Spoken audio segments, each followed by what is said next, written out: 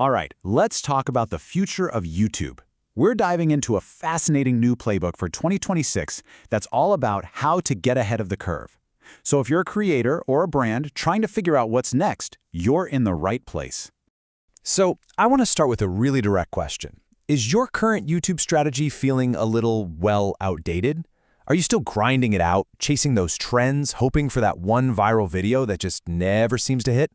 Look, if you're nodding along right now, you are not alone, and it's something we really need to talk about. And here's the brutally honest truth. The whole era of low-hanging fruit, finding some untapped niche or the next big thing, it's pretty much over. The platform's grown up, the competition is just fierce, and that old playbook, it's basically obsolete. But that doesn't mean the opportunity's gone, not at all. It's just shifted.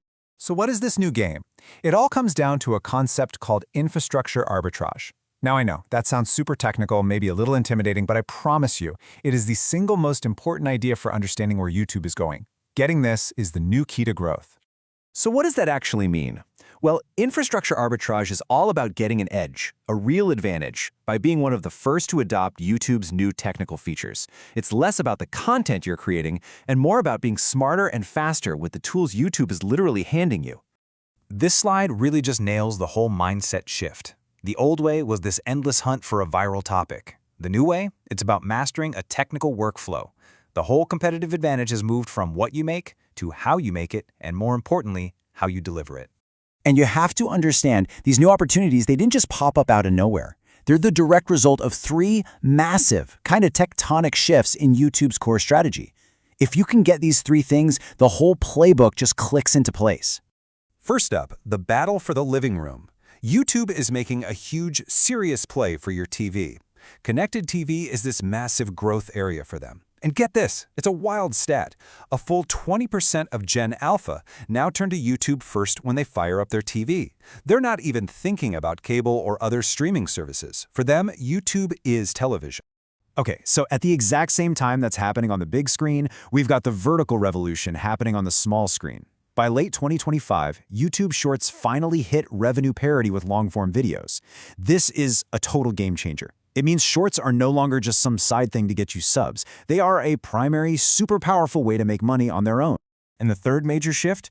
Consolidation. YouTube is systematically building its own versions of platforms like Twitch, Discord, and Patreon. Why? Because they want to be the all-in-one platform. They want to keep creators, viewers, and every single dollar spent right there, inside their world. Okay, so we get the why. We see the shifts. Now let's get to the good stuff, the how. We're going to walk through 4 specific, actionable opportunities you can literally start thinking about today, all built on top of these platform changes. This is your 2026 playbook. The first, and maybe the most powerful opportunity right now, is what this report calls the dual stream niche. It just means mastering the art of live streaming in both horizontal, for that living room TV audience, and vertical, for the mobile shorts feed, at the same time. Think about it. You're capturing 2 completely different audiences with a single event. And I know, that might sound complicated, but it's gotten so much easier. As you can see here with a tool like the Atom Vertical plugin for OBS, it's basically a 3-step process. You install it, you set up a vertical scene, and then, this is the magic trick, you use a feature called Backtrack to instantly clip the last 60 seconds of your stream into a perfect short. The barrier to entry here is just incredibly low now. All right, next up, hyper-localized AI dubbing. Now, we're not talking about just translating your videos into Spanish or French. Those markets are getting pretty crowded. The real clever opportunity is using AI to dub your content into what we call blue ocean languages, high-growth regions where there's a real scarcity of quality content. I mean, this chart says it all, right? The competition for something like a Python tutorial in English is just sky high. But you take that exact same high-quality video and dub it into Hindi or Indonesian, the competition just falls off a cliff. This is a perfect example of search arbitrage. You can completely dominate global niches that are impossible to crack in English. Opportunity number 3 is about understanding the hype economy. Now, if you haven't seen it, hype is a feature where your viewers can actually pay to promote your video into this special, community-driven trending feed. And what's interesting is that YouTube specifically designed this as a way for small to medium channels to break through all the noise. And this is where it gets kind of wild. This is the arbitrage part. The whole system is heavily weighted to favor smaller channels. A single hype on a small channel, as you can see, can be worth a crazy 7,500 points.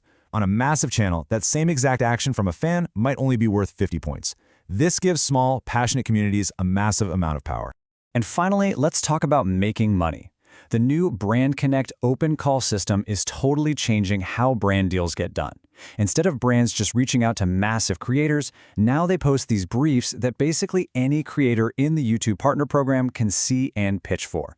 For smaller creators, this is a huge deal. It's democratizing access to brand deals that were impossible to get before. A lot of the time, the briefs are for really simple shorts content. You get paid securely through AdSense. And maybe best of all, if your pitch isn't picked, you still own the content you made. It's a genuinely low-risk, high-reward system.